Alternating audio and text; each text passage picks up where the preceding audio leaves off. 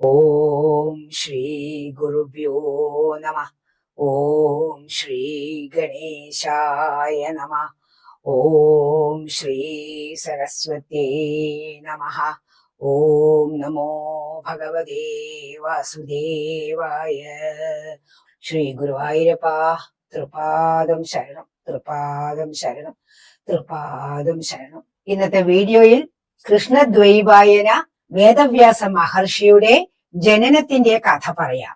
ഈ കഥ മത്സ്യഗന്ധിയുടെ കഥയുമായി ബന്ധപ്പെട്ടതാണ്. വേദവ്യാസർ പരാശര മഹർഷിക്ക് സത്യവതിയിൽ ജനിച്ച പുത്രനാണ് എന്ന് കഴിഞ്ഞ വീഡിയോയിൽ പറഞ്ഞിരുന്നു. അത് കാണാത്തവർക്കായി അതിന്റെ ലിങ്ക് ഐ ബട്ടണിൽ കൊടുക്കാം. വേദവ്യാസരുടെ ജനനത്തിൽ എന്താണ് ഇത്ര വലിയ പ്രത്യേകതയും പ്രാധാന്യവും ഒക്കെ? സത്യവതി യഥാർത്ഥത്തിൽ മത്സ്യഗന്ധി എന്ന പേരിലാണ് അറിയപ്പെട്ടിരുന്നത്. മുക്കുവ സ്ത്രീയായിരുന്നു. പരാശര മഹർഷിയോ വസിഷ്ഠ മഹർഷിയുടെ പേരക്കിടാവ്. ആരാ വസിഷ്ഠ മഹർഷി? ഇക്ഷ്വാകു വംശത്തിന്റെ ശ്രീരാമന്റെ വംശത്തിലെ ഗുരുവായിരുന്നു. പരാശര മഹർഷിയുടെ മഹത്വത്തെ കുറിച്ച് പറയുമ്പോൾ ആദ്യത്തെ പുരാണമായ വിഷ്ണു പുരാണം രചിച്ചത് പരാശര മഹർഷിയായിരുന്നു അത്രേ. ഇത്രയും മഹത് വ്യക്തിയായ തപോശക്തിയുള്ള ഒരു വലിയ ഋഷി എങ്ങനെയാണ് ഇതുപോലെ ഒരു മുക്കുവസ്ത്രീയെ വിവാഹം കഴിച്ച് അവരിൽ പുത്രനുണ്ടായത്?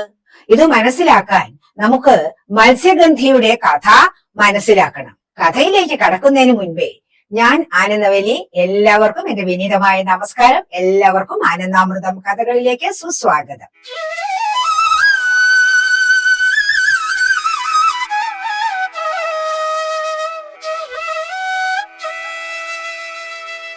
മത്സ്യഗന്ധിയെ കുറിച്ച്, അതായത് മത്സ്യഗന്ധി ആരായിരുന്നു എന്നതിനെ കുറിച്ച് 2-3 കഥകൾ പ്രചാരത്തിലുണ്ട്.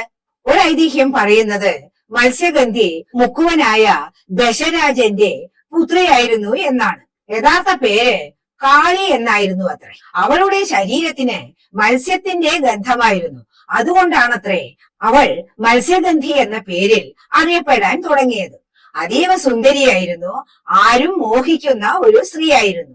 പിതാവിനെ മത്സ്യബന്ധനത്തിൽ സഹായിക്കുമായിരുന്നു. യമുനാ നദിയുടെ തീരത്താണ് ഇവർ വസിച്ചിരുന്നത്. മത്സ്യഗന്ധിയുടെ അച്ഛന് യമുനാ നദിയിൽ ഒരു കടത്തുവള്ളവും ഉണ്ടായിരുന്നു. ഇടയ്ക്കെല്ലാം അച്ഛനെ സഹായിക്കാൻ മത്സ്യഗന്ധി കടത്തുവള്ളത്തിലും ജോലി ചെയ്തിരുന്നു. മറ്റൊരു കഥയിൽ പറയുന്നത് ഒരു അപ്സരസ് ശാപം മൂലം ഈ യമുനാ നദിയിൽ വന്ന് മത്സ്യമായി അവതരിച്ചു. ആ മത്സ്യം വളരെ അധികം കാലം യമുനാ നദിയിൽ വസിച്ചു വന്നു. വളർന്ന് വളരെ വലുതായി. അങ്ങനെ ഇരിക്കുമ്പോൾ ഒരു ദിവസം മുക്കുവന്മാരുടെ വലയിൽ ഈ മത്സ്യം അകപ്പെട്ടു. മത്സ്യത്തെ മുറിച്ചു നോക്കിയപ്പോൾ അതിനകത്ത് ഒരു ആൺകുട്ടിയും ഒരു പെൺകുട്ടിയും. ഇതുകൊണ്ട് ഭയന്ന മുക്കുവന്മാർ രാജാവിനോട് വിവരങ്ങളെല്ലാം ധരിപ്പിച്ചു. രാജാവ് ആൺകുട്ടിയെ സ്വീകരിക്കുകയും പെൺകുട്ടിയെ മുക്കുവന്മാരുടെ കൂടെ തന്നെ പറഞ്ഞയക്കുകയും ചെയ്തു. ആ പെൺകുട്ടിക്ക് മത്സ്യത്തിന്റെ ഗന്ധമുണ്ടായിരുന്നു. അങ്ങനെ ലഭിച്ച ഈ കുട്ടിയെ കാളി എന്നു പേരിട്ട് ദശരാജൻ വളർത്തി. മറ്റൊരു ഐതിഹ്യം പറയുന്നത് ശാപം ലഭിച്ച അപ്സരസു തന്നെയാണ് ഈ മത്സ്യഗന്ധിയായി വന്നതെന്ന്. ജനനം എങ്ങനെയുള്ളതാണെങ്കിലും മത്സ്യഗന്ധി വളർന്നത് മുക്കുവ കുലത്തിലാണ്.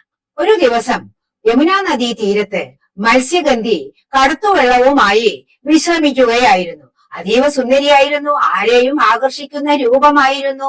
ചെറുപ്രായമായിരുന്നു. നദിയുടെ പരിസരത്ത് വലിയ കാടായിരുന്നു. മത്സ്യഗന്ധി നോക്കുമ്പോൾ ദൂരെ വൃദ്ധനായ ഒരു യോഗിവര്യൻ വരുന്നത് കണ്ടു. ഈ ഋഷിവര്യനായിരുന്നു പരാശര മഹർഷി. പരാശര മഹർഷി യമുനാ നദിയുടെ മറുകരയിലേക്ക് പോകേണ്ട ആളായിരുന്നു. അതുകൊണ്ട് മത്സ്യഗന്ധിയോട് മറുകര കടത്തി തരാമോ എന്ന് ചോദിച്ചു.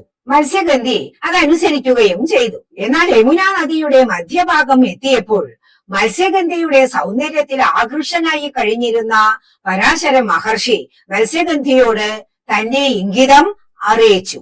എന്നാൽ ഋഷിയെ കണ്ട് വലിയ ഭയവും വൃദ്ധനായതുകൊണ്ട് അല്പം അകൽച്ചയും ഉണ്ടായിരുന്നു. അതുകൊണ്ട് ഋഷിവര്യനെ ഒഴിവാക്കുന്നതിനായി അദ്ദേഹത്തെ കൊണ്ട് ചെയ്തു തീർക്കാൻ കഴിയില്ല എന്ന് സ്വയം തോന്നിയ 3 വ്യവസ്ഥകൾ മുന്നോട്ട് വെച്ചു. ഒന്നാമത്തെ വ്യവസ്ഥ എന്തായിരുന്നു? ഋഷിവര്യൻ ഒരു യൗവനയുക്തനായ സുന്ദരനായ രാജാവായി മാറണം. ഇവരൊന്നിച്ചിരിക്കുന്നത് കരയിലുള്ളവർ ആരും കാണരുത്. രണ്ടാമത്തെ വ്യവസ്ഥ, തന്റെ കന്യകത്വം നഷ്ടപ്പെടരുത്.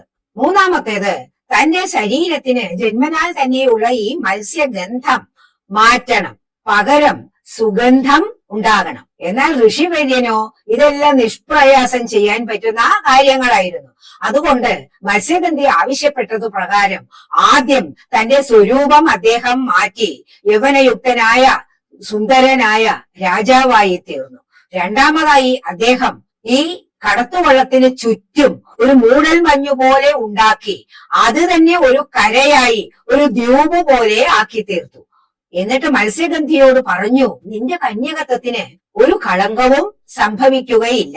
മൂന്നാമതായി ആവശ്യപ്പെട്ടത് പ്രകാരം മത്സ്യഗന്ധിയുടെ ശരീരത്തിന്റെ മത്സ്യഗന്ധം മാറി പകരം യോജനകളോളം വ്യാപിക്കുന്ന സുഗന്ധം അവളുടെ ശരീരത്തിൽ നിന്ന് ഉണ്ടാകാൻ തുടങ്ങി. പിന്നീട് മത്സ്യഗന്ധി അറിയപ്പെട്ടത് യോജനഗന്ധ, ഗന്ധവതി എന്നെല്ലാമുള്ള പേരിലാണ്. മഹാഭാരതത്തിൽ പറയുന്നു, ശാന്തനു രാജാവിന്റെ പത്നിയായി തീർന്നു.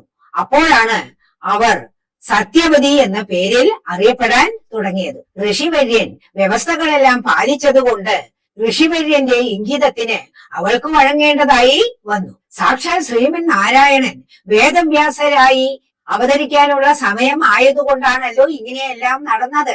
പോരാത്തതിന് പരാശര മഹർഷി ശ്രീ പരമേശ്വരനെ തപസ്സു ചെയ്തപ്പോൾ പരമേശ്വരനിൽ നിന്ന് ഒരു വരവും ലഭിച്ചിട്ടുണ്ട്. അദ്ദേഹത്തിന് അതിപ്രഗത്ഭനായ ഒരു പുത്രൻ ജനിക്കുമെന്ന്.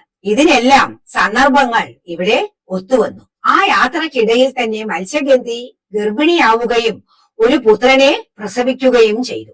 ആ പുത്രൻ കറുത്ത നിറമായതുകൊണ്ട് കൃഷ്ണൻ എന്ന് പേരു നൽകി. ഒരു ദ്വീപിലാണല്ലോ ജനിച്ചത്. അങ്ങനെ ദ്വീപിൽ ജനിച്ചതുകൊണ്ട് ദ്വൈപായനൻ എന്ന പേരു കൂടി വന്നു. അങ്ങനെ ആ കുട്ടിക്ക് കൃഷ്ണദ്വൈപായനൻ എന്ന് പേരു നൽകി. ദ്വൈപായനൻ എന്നാൽ ദ്വീപിൽ ജനിച്ചവൻ എന്ന് അർത്ഥം. ആ കുഞ്ഞ് അപ്പോൾ തന്നെ വളർന്ന് വലുതായി. ഭഗവാന്റെ അവതാരമാണല്ലോ.